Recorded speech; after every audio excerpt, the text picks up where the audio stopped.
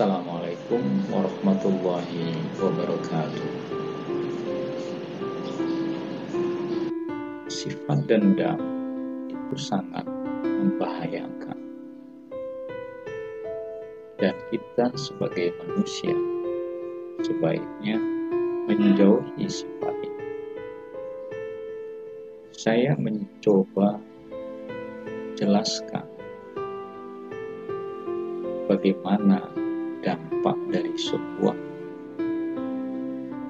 sifat dendam dalam kehidupan manusia, berangkat dari pengalaman yang pernah saya alami, di mana ada orang yang berkonsultasi ke saya terkait dengan pernikahan. Orang tua dari kedua calon mempelai yang mau menikah itu ternyata tidak menyetujui pernikahan yang terjadi. Ketidaksetujuan terhadap pernikahan yang terjadi, alasannya bukan karena salah satu calon menantunya, bukan karena calon menantunya itu orang tidak baik atau orang yang tidak punya pekerjaan, tetapi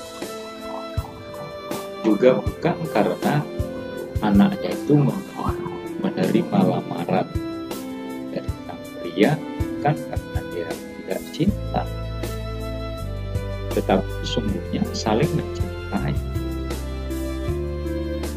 Yang pria sebutlah sebagai salah satu personel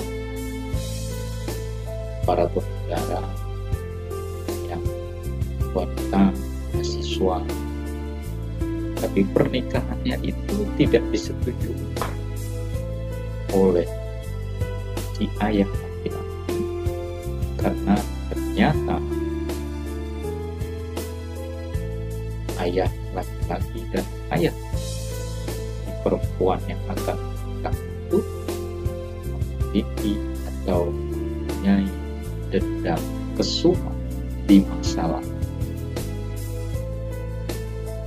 Saudara sekalian, ini mungkin sering kita dengar, atau paling tidak pernahlah mendengar, bahwa hanya karena masalah dendam orang tua, lalu ternyata memiliki dampak terhadap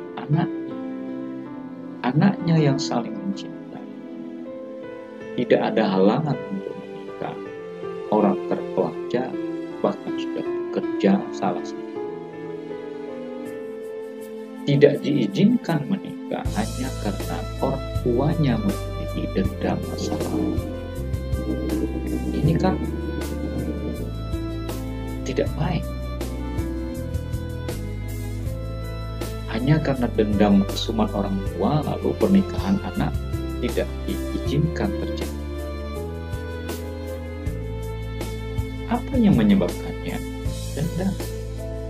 Entah apa, saya juga tidak menceritakan secara detail yang membuat dendamnya begitu tersimpan lama dan hingga saat itu tidak bisa rasa dendam, apalagi untuk berkurang, hilang sekali.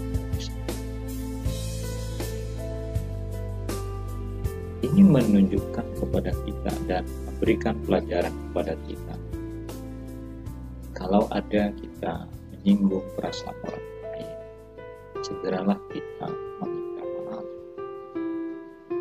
Atau ada orang yang meminta maaf kepada kita, walaupun yang salah bukan kita, tapi dia, lalu dia menyadari kesalahan, maka terimalah maaf. Karena kadang kita meminta maaf berat, dan menerima maaf juga berat, sama berat, tapi berlapang dada jauh lebih baik daripada memiliki dendam kesumat yang ternyata disimpan bertahun-tahun. Lalu selanjutnya kita harus pandai menjaga lidah kita. Jangan pernah kita merendahkan orang lain. Jangan pernah kita menghina orang lain. Jangan pernah kita menjatuhkan harga diri orang lain dengan ucapan-ucapan yang tidak baik.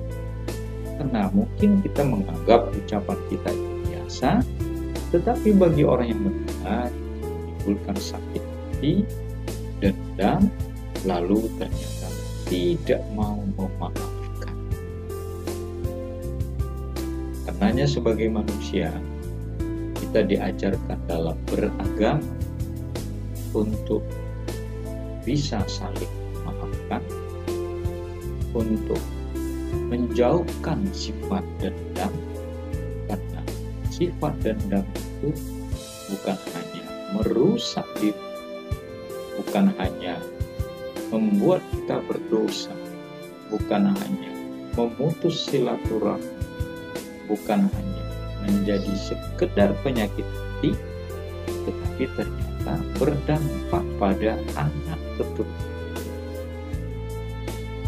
Orang tuanya yang melakukan kesalahan, orang tuanya yang berkonfrontasi, tetapi malah anaknya yang menjadi korban.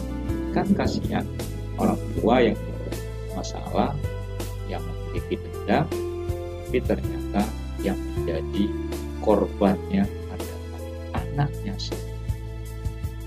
Karena itulah di dalam agama kita diajarkan untuk senantiasa berpositif thinking pada orang lain, untuk husnuzon, dan kita diajarkan untuk hati kita itu bersih. Tidak ada rasa dendam pada diri kita. Kalaupun ada, kita buang jauh-jauh.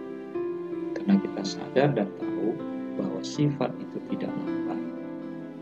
Kalaupun mungkin ada orang yang dendam sama kita, lalu kita tahu bahwa dia kan bisa diketahui kan dari misalnya dulu kita akrab dengan dia, lalu tiba-tiba dia kok jauh, dia diajak bicara gak mau, dia acuh tak acuh, ya tidak apa-apa, kita yang memulai untuk mendekatinya dengan bersikap ramah. Kita yang memulai untuk mendekatkan hubungan yang tadinya tidak baik. Kalau kita bisa mendekatkan silaturahmi itu, kalau hadis Nabi bukan hanya sekedar hubungan kita baik dengan silaturahmi, usia kita dipanjangkan. Kenapa? Kita tidak akan digerogoti oleh penyakit. Hati kita plong, hati kita bersih, hati kita positif thinking saja, pikiran kita pada orang lain, hati kita bersih saja, pikirannya bersih, hatinya bersih, tindakan kita juga mencerminkan dari kebersihan hati dan pikiran yang jernih. Karena itu, marilah kita menjauhi sifat dendam. Walaupun ada, kita buang segera. Walaupun ada orang yang dendam sama kita maafkan, dan kita yang memulai untuk dia bisa memaafkan kita. Semoga ada manfaatnya. Assalamualaikum warahmatullahi wabarakatuh.